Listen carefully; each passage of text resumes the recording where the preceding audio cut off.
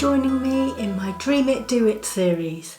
It's day 30 and today I've got a very full video for you, so let's get straight on with it. First up, if you've been following along with the whole series and you're doing your own 12-week year, then we are around about at that 3-week point. So we finished our first 3 weeks of our 12-week year.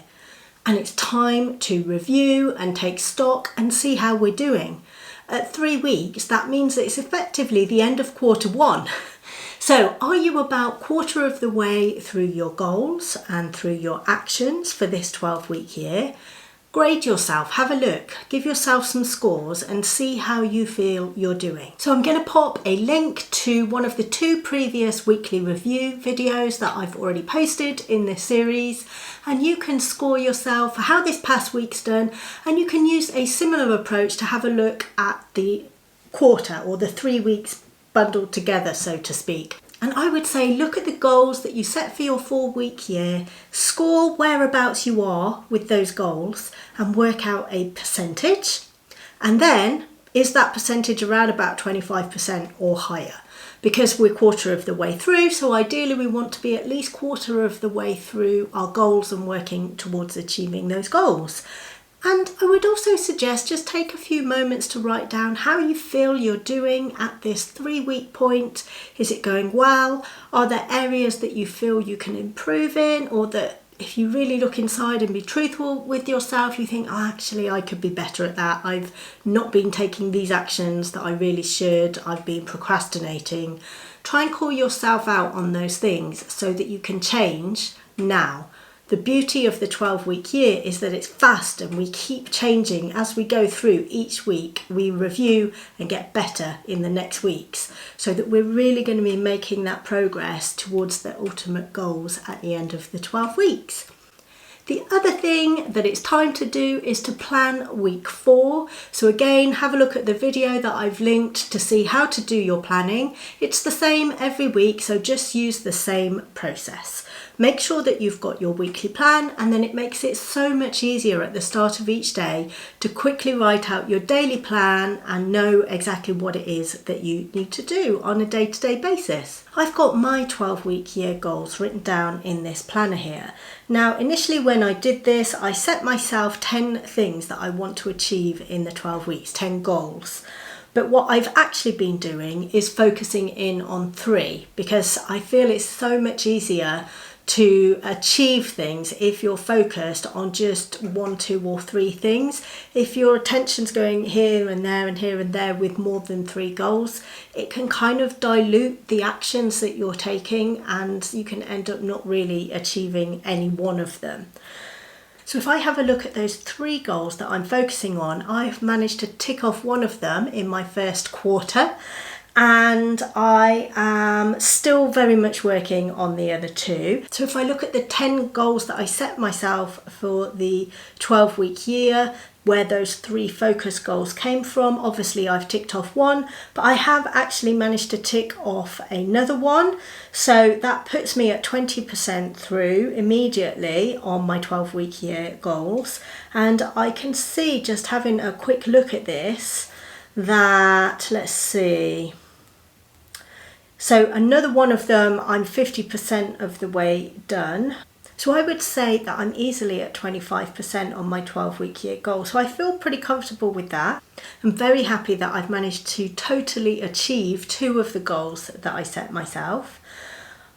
I think moving forwards, I do want to make sure that I'm remaining focused on my priority goals, so those 3 that I mentioned.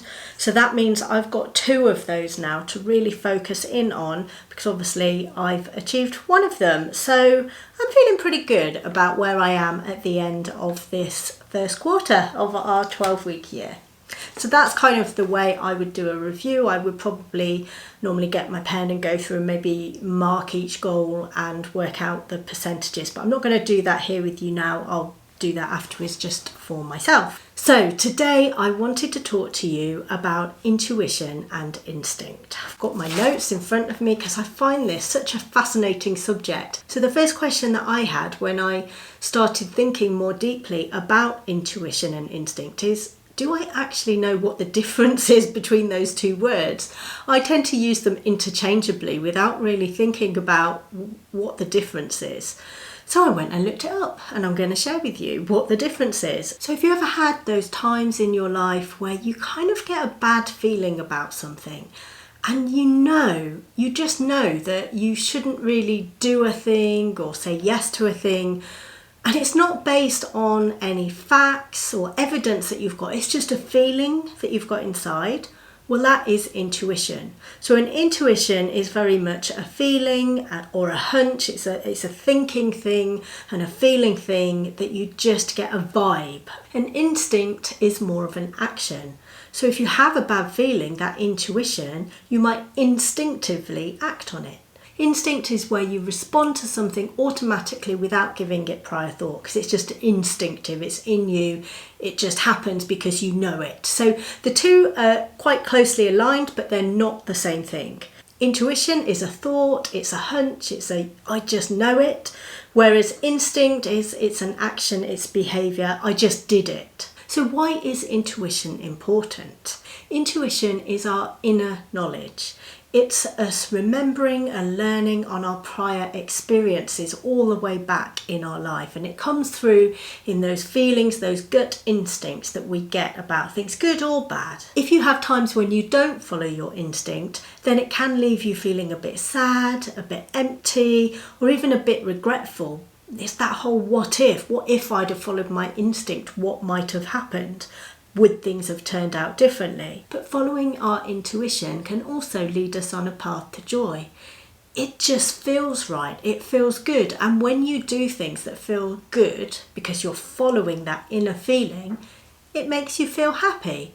So in the simplest sense, following your intuition, listening to it, recognizing when you have it and acting on it instinctively can and will bring you happiness. So if intuition is so important for us, how can we strengthen it? How can we hear it more? How can we look out for it?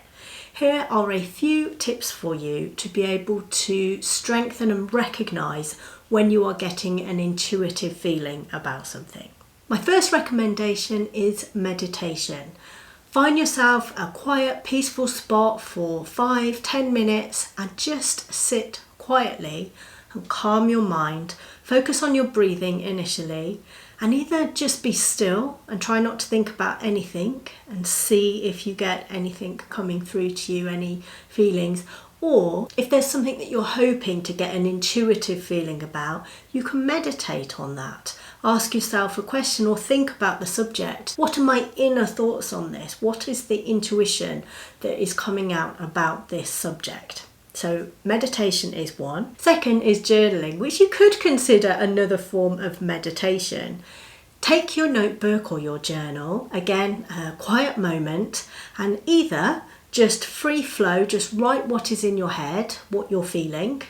Again, if you've got a particular subject that you want to investigate your intuition over, think about that and write about that. Or the other way is to ask yourself some specific questions in the journal. Just write down the question, how do I feel about this? If I did this, would I feel good? Or if I did the opposite, would that make me feel good? And so forth. So use journaling as another way to get in touch with that inner voice. So a third great way to get in touch with your intuition is to get out into nature, or just remove yourself from your everyday surroundings. Take a trip, go somewhere different. And the act of getting into nature or going somewhere different can almost reset your conscious mind to refocus, and you may find that you'll get that inner voice coming through a bit more about whatever it is that you're pondering. Another way for some people that works is with dreams. So if you can remember your dreams when you wake up in the morning, it's a good idea to just write down a few notes, keep a dream journal, so to speak. And you may find that there's some common messages or themes coming through there. That is a way that your intuition can speak to you. And my final suggestion is through repetitive movement.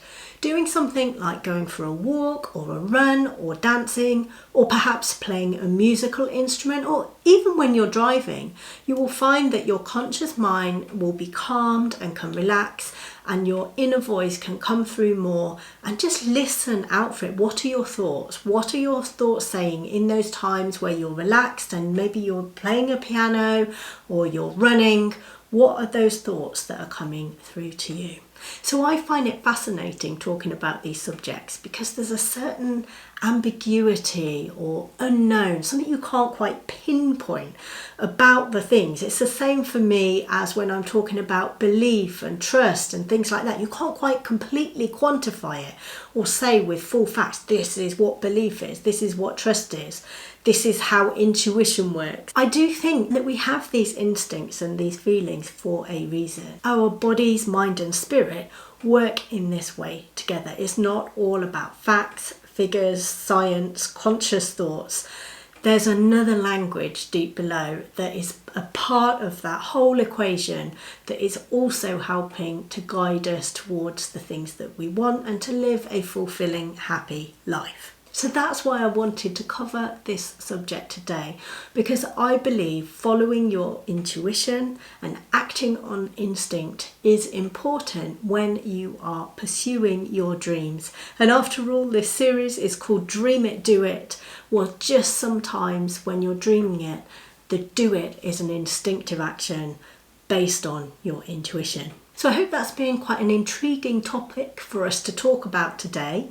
That is all for today's video. I'll be back for the final Dream It, Do It episode in this series at least tomorrow. If you have enjoyed this video, as always, please do give it a like, and I will see you again tomorrow. Until then, I believe in you. Keep dreaming big.